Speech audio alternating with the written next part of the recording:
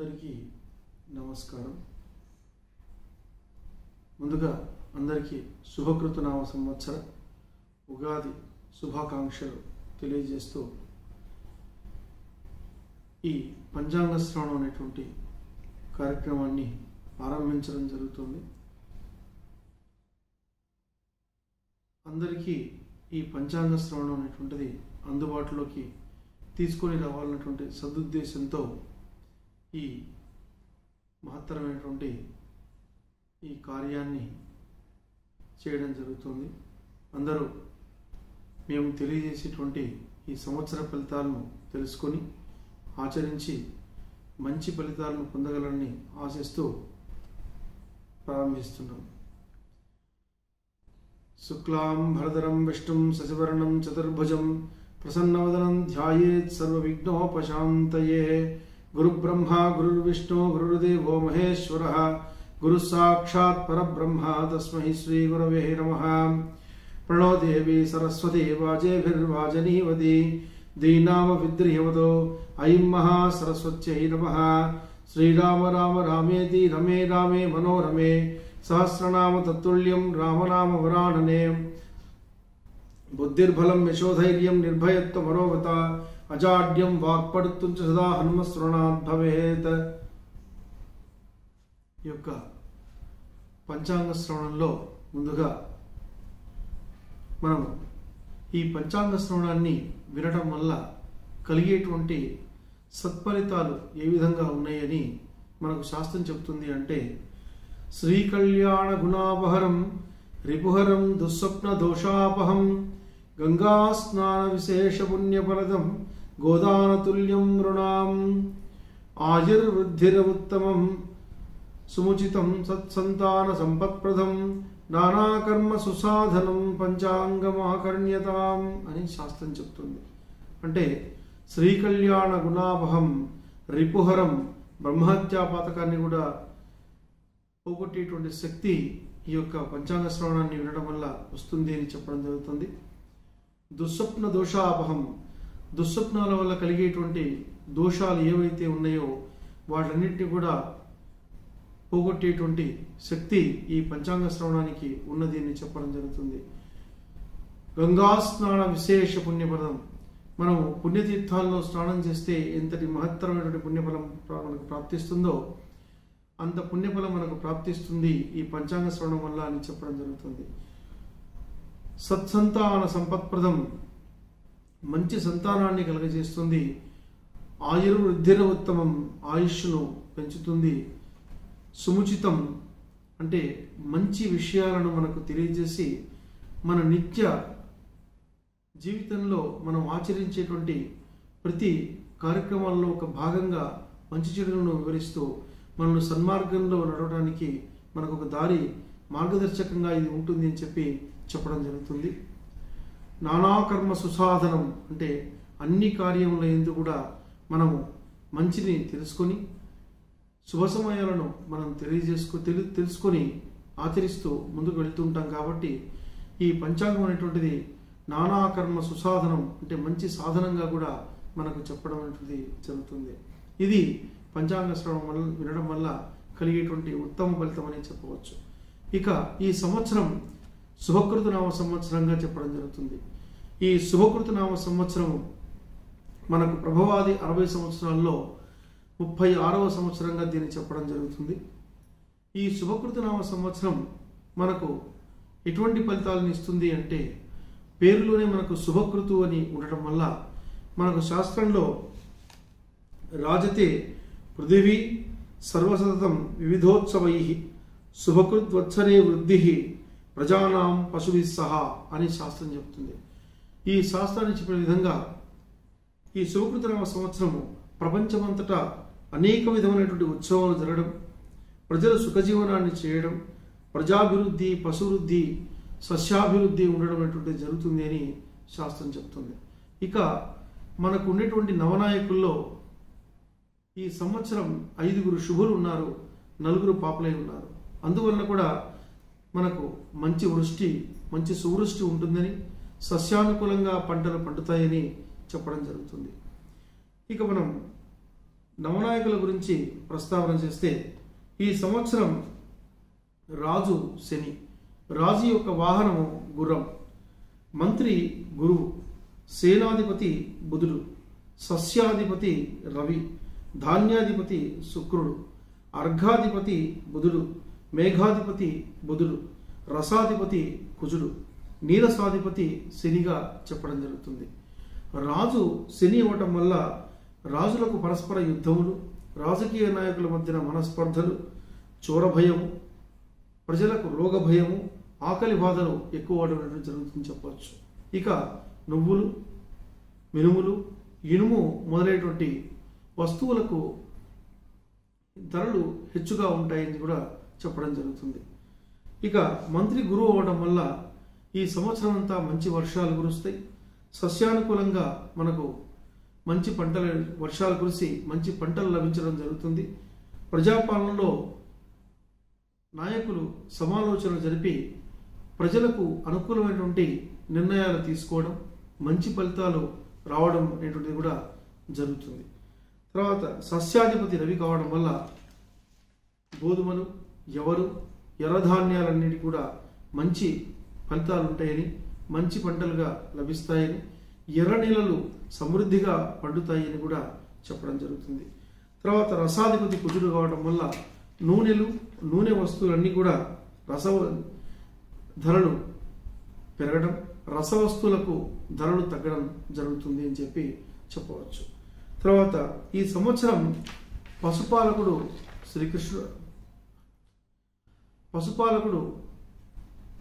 బలరాముడు, స్థాన సంరక్షకుడు కూడా బలరాముడే కావడం వల్ల మనకు పశువులకు కావాల్సినటువంటి సమృద్ధిగా గ్రాసం లభించడం, సస్యానుకూలంగా వర్షాలు పడి పశువులకు అనుకూలమైనటువంటి గ్రాసం అనేటువంటిది లభించడం జరుగుతుంది అని కూడా చెప్పవచ్చు. ధాన్యం వచ్చేసి ఈ సంవత్సరం ఎర్రధాన్యము, నల్లధాన్యము అనేటువంటివి రెండు కూడా బాగా పండుతాయని, ఎర్ర నీళ్ళలు, నల్ల నీళ్ళలు బాగా వృద్ధిలో ఉంటాయి అని కూడా చెప్పడం జరుగుతుంది. తర్వాత వర్షాభావాన్ని గురించి చెప్తే ఈ సంవత్సరం 1 తూము వర్షము, 4 తూముల గాలి ఉండడం అనేటువంటిది జరుగుతుంది. ఇక 1 భాగం వర్షము భూమి మీద, 10 భాగములు సముద్రం మీద, 9 భాగములు పర్వతాలపైన పడడం అనేటువంటి జరుగుతుంది.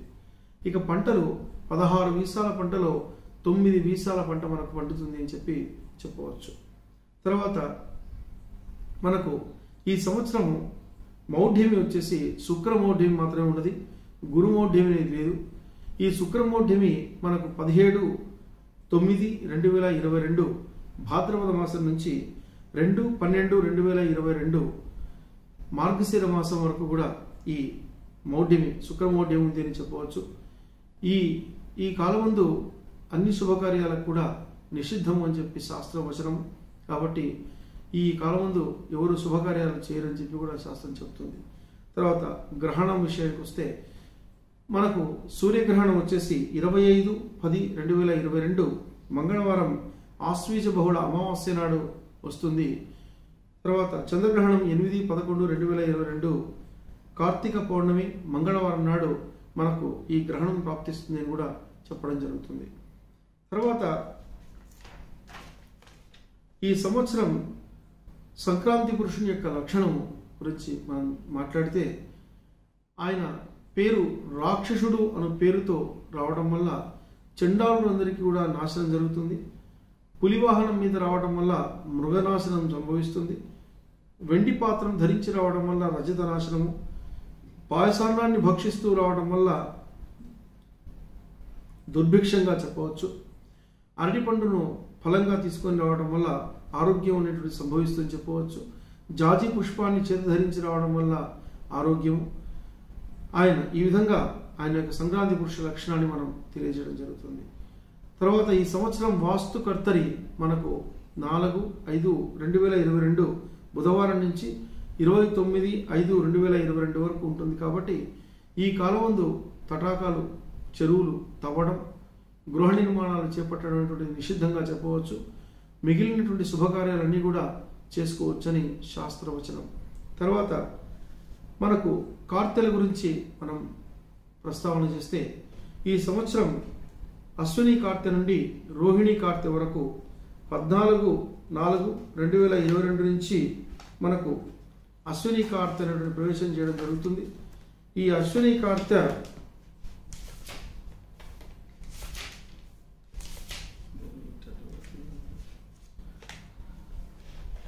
ఈ అశ్విని కార్తె 14/4/2022 నుంచి 26/4/2022 వరకు స్త్రీ నిర్జల కప్పవాహనం మీద రావడం వల్ల మనకు ఎండలు ఎక్కువగా ఉండడం, విద్యుత్ కొరత అధికంగా ఏర్పడడం, పశు నష్టము, పంట నష్టాలు జరగడం జరుగుతుందని చెప్పవచ్చు. భరణి కార్తె 27/4/2022 నుంచి 10/5/2022 వరకు ఉండడం వల్ల, అదేవిధంగా వాతావరణంలో ఎటువంటి మార్పులు లేకపోవడం, ఎండ తీవ్రత అధికంగా ఉండడం, ఇదే విధంగా పశు నష్టము, పంట నష్టము జరగడం అంటే సంభవిస్తుందని చెప్పవచ్చు. కృత్తిక కార్తె 11/5/2022 నుంచి 24/5/2022 వరకు ఉండటం వల్ల, పూర్ణజల గుర్రం వాహనం మీద రావటం వల్ల ఎండ తీవ్రత అధికంగా ఉండడం, పల్లెలు అడవుల్లో దగ్ధమవడం, నీటి కొరత అధికంగా ఏర్పడడం అనేటువంటి కూడా జరుగుతుంది అని చెప్పవచ్చు. తర్వాత రోహిణి కార్తె కూడా 25/5/2022 నుంచి 7/6/2022 వరకు పాదజల నెమలి వాహనం మీద రావడం వల్ల, ఈ కార్తె కూడా మనకు ఎండలు తీవ్రంగా ఉండడం, అధిక బాధలు కలగజేయడం, 2, 3, 4, 6 తారీఖుల్లో ఈశాన్య ఋతుపవనాలు కేరళను తాకడం జరుగుతుంది. దేశభేదాన ఖండవృష్టి ఉంటుంది అని చెప్పవచ్చు. తర్వాత మృగశిర కార్తె 8/6/2022 నుంచి 21/6/2022 వరకు మనకు పాదజల గాడిద వాహనం మీద రావడం వల్ల, ఈ కార్తెలో వడగాడుపులు అధికంగా ఉంటాయి, నీటి కొరత కూడా తగ్గదు. 10, 12, 14, 18 తారీఖుల్లో తొలకరి వర్షాలు పడతాయని చెప్పవచ్చు. వేడిమి తగ్గేటువంటి పరిస్థితి కూడా ఉంటుంది. తర్వాత కొన్ని చోట్ల స్వల్పంగా వర్షం కూడా పడుతుంది అని చెప్పవచ్చు. ఆర్ద్ర కార్తె 22/6/2022 నుండి 5/7/2022 వరకు పాదజల మేక వాహనం మీద రావడం వల్ల, ఈ కార్తె ప్రవేశమందు 23, 25, 27, 1 తారీఖుల్లో సకాలంలో వర్షాలు కురిసి అన్ని రకాల విత్తనాలు వేయడానికి అనుకూలమైనటువంటి వాతావరణం ఉంటుందని చెప్పవచ్చు. పునర్వసు కార్తె, దీన్ని మన ప్రాంతంలో చిన్న పుష్పాలని కూడా గ్రామ ప్రాంతాల్లో చెప్తారు. ఈ పునర్వసు కార్తె 6/7/2022 నుంచి 19/7/2022 వరకు పూర్ణజల బర్రె వాహనం మీద రావడం వల్ల, ఈ కార్తె ప్రారంభం నుంచే మంచి వర్షాలు పడడం, సువృష్టిగా ఉండడం, తటాకాలు చెరువులు నిండటం, దేశమంతటను కుంభవృష్టి కలగడం, ఋతుపవనాలు బలపడడం, విత్తనాలు మొలకెత్తులకు అనుకూలంగా ఉండేటువంటి వర్షాభావం అనేటువంటి ఉండడం జరుగుతుందని చెప్పవచ్చు. పెద్ద పుష్పాల అంటే పుష్యమి కార్తె, ఈ పుష్యమి కార్తె 20/7/2022 నుంచి 2/8/2022 వరకు కూడా పూర్ణజల నక్క వాహనం మీద రావటం వల్ల, ఈ కాలంలో కూడా అనుకూలమైనటువంటి విస్తారమైన వర్షాలు కురిసి సస్యాభావంగా ఉంటుందని కూడా చెప్పవచ్చు. భూమి జలంతో నిండి ఉండి చక్కని వర్షాలు కూడా పడతాయని, సస్యానుకూలంగా ఉంటుందని ఈ కార్తె కూడా చెప్పవచ్చు. తర్వాత మనకు ముఖ్యంగా చెప్పుకునేటువంటి కార్తెల్లో ఆశ్లేష, మఖ, పుబ్బ కార్తె వరకు మనకు వర్షాలు కలుగుతాయి. కానీ పుబ్బ కార్తె 31/8/2022 నుండి 13/9/2022 వరకు స్త్రీ అర్ధజల మేక వాహనం మీద రావడం వల్ల విశేషమైన తుఫానులు కలిగి బీభత్సం జరుగుతుంది అని చెప్పవచ్చు. ఉత్తరాంధ్ర, తెలంగాణ ప్రాంతాల్లో వర్షాలు విస్తారంగా పడతాయని కూడా చెప్పడం జరుగుతుంది. తర్వాత ఉత్తర కార్తెలో కుండపోతగా వర్షాలు పడతాయి, నదీ నదాలు పొంగుతాయి, వ్యాధులు ప్రబలడం చేత జనులు నశించడం జరుగుతుంది అని కూడా చెప్పవచ్చు. తర్వాత మనకు చిత్త కార్తె 11/10/2022 నుంచి 23/10/2022 వరకు మనము అర్ధజల ఎలక వాహనం మీద రావడం వల్ల తుఫాన్లు బాగా పడుతూ వస్తాయి, వర్షాలు విస్తారంగా కురుస్తాయి, తూర్పు ఉత్తర ప్రాంతాలు జలమయమైనటువంటి పరిస్థితి కనిపిస్తుంది అని కూడా చెప్పవచ్చు. ఈ విధంగా మనం కార్తెల యొక్క వివరాలను తెలియజేసుకోవడం జరుగుతుంది. ఇక ఈ సంవత్సరం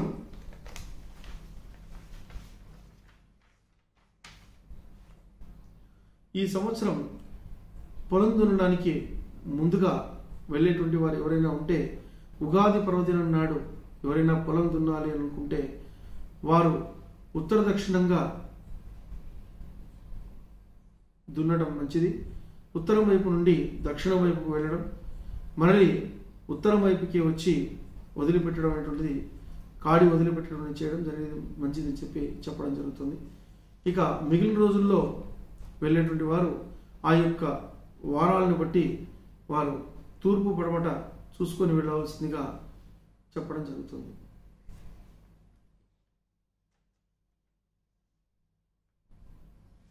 ఇక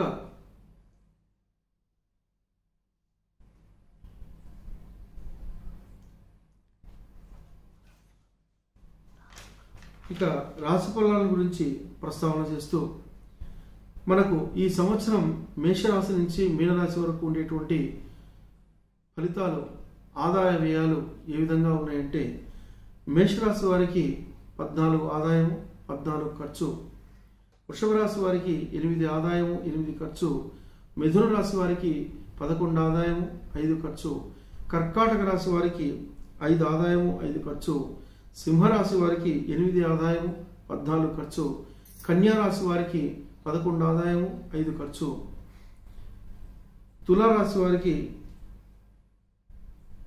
8 ఆదాయము 8 ఖర్చు, వృశ్చిక రాశి వారికి 14 ఆదాయము 14 ఖర్చు, ధనస్సు రాశి వారికి 2 ఆదాయము 8 ఖర్చు, మకర రాశి వారికి 8 ఆదాయము 2 ఖర్చు, కుంభరాశి వారికి కూడా 8 ఆదాయము 2 ఖర్చు, మీన రాశి వారికి కూడా 2 ఆదాయము 8 ఖర్చుగా చెప్పడం జరుగుతుంది. తర్వాత వీరికి అశ్విని, భరణి, మృగశిర, పునర్వసు, పుష్యమి, మఖ, విశాఖ, అనురాధ, పూర్వాషాఢ, శ్రవణం, ధనిష్ట, పూర్వాభాద్ర నక్షత్రం వారికి సున్నాలు లేవని తెలియజేయడం జరుగుతుంది. ఇక కృత్తిక, పుబ్బ, మూల, రేవతి నక్షత్రం వారికి ఆది 0 అంటే మొదటి భాగంలో 0 ఉందని చెప్పవచ్చు.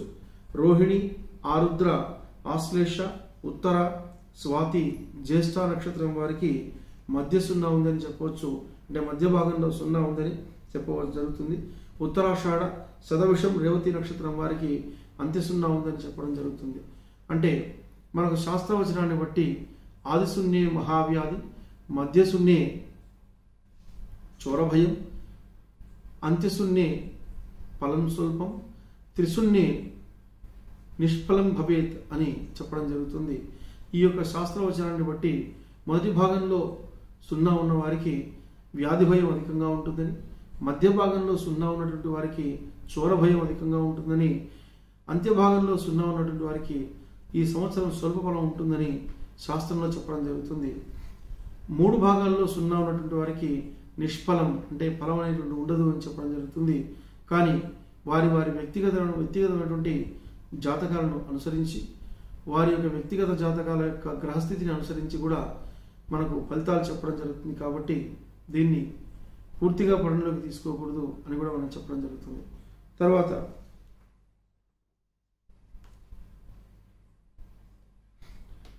ఈ విధంగా మనం ఈ సంవత్సరం రాశి ఫలాల గురించి ప్రస్తావన చేసుకొని సంవత్సరం శుభకృతనామ సంవత్సర పంచాంగ శ్రవణాన్ని మీకు అందించడం జరిగింది.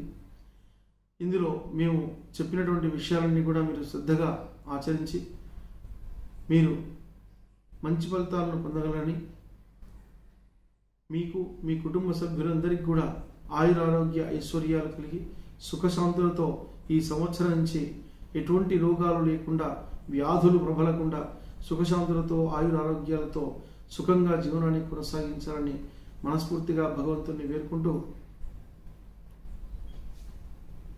స్వస్తి ప్రజాభ్య పరిపాలయంతాం న్యాయేన మార్గేణ మహీమహీషా గోబ్రాహ్మణేభ్య శుభం భవతు. లోకా సమస్తా సుఖినో భవంతు. స్వస్తి.